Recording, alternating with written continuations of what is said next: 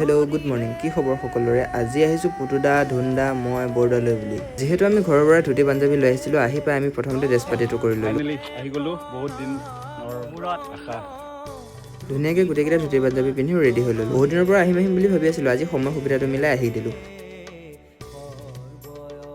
ভিতৰত আহি বহুতেই বেছি ভাল লাগিছে, কিন্তু ইমানবোৰ গছ আছে তেওঁ তলত পাত এটাও সৰি থকা নাই, মানে বহুত ধুনীয়াকৈ পৰিষ্কাৰ কৰি ৰাখিছে।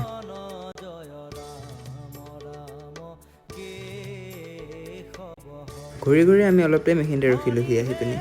যিহেতু গৰমটো বহুতেই বেছি মাৰিছে, আমি তাত দেৰি নকৰি আহিলোঁ চিধাই দললৈ বুলি।